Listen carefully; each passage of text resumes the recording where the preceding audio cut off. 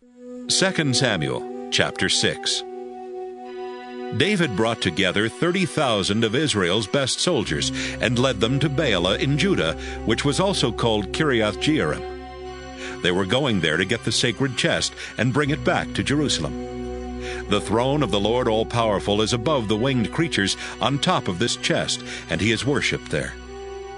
They put the sacred chest on a new ox cart and started bringing it down the hill from Abinadab's house.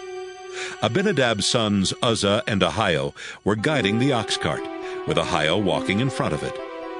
Some of the people of Israel were playing music on small harps and other stringed instruments, and on tambourines, castanets, and cymbals. David and the others were happy, and they danced for the Lord with all their might. But when they came to Nachon's threshing floor, the oxen stumbled. So Uzzah reached out and took hold of the sacred chest. The Lord God was very angry at Uzzah for doing this, and he killed Uzzah right there beside the chest. David got angry at God for killing Uzzah. He named that place Bursting Out Against Uzzah, and that's what it's still called. David was afraid of the Lord and thought, "Should I really take the sacred chest to my city?"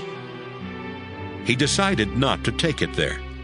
Instead, he turned off the road and took it to the home of Obed-Edom, who was from Gath.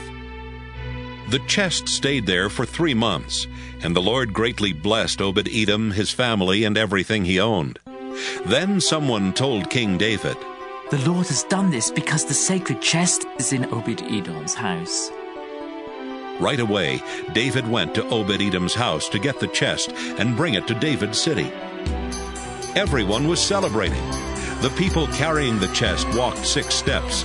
Then David sacrificed an ox and a choice cow. He was dancing for the Lord with all his might, but he wore only a linen cloth. He and everyone else were celebrating by shouting and blowing horns while the chest was being carried along. Saul's daughter Michal looked out her window and watched the chest being brought into David's city. But when she saw David jumping and dancing for the Lord, she was disgusted. They put the chest inside a tent that David had set up for it. David worshipped the Lord by sacrificing animals and burning them on an altar. Then he blessed the people in the name of the Lord All-Powerful. He gave all the men and women in the crowd a small loaf of bread, some meat, and a handful of raisins, and everyone went home. David went home so he could ask the Lord to bless his family. But Saul's daughter Michal went out and started yelling at him. "You were really great today," she said. "You acted like a dirty old man dancing around half naked in front of your servant slave girls." David told her, "The Lord didn't choose your father or anyone else in your family to be the leader of his people. The Lord chose me, and I was celebrating in honor of him. I'll show you just how great I can be. I'll even be disgusting to myself. But those slave girls you talked about will still honor me." Michal never had any children.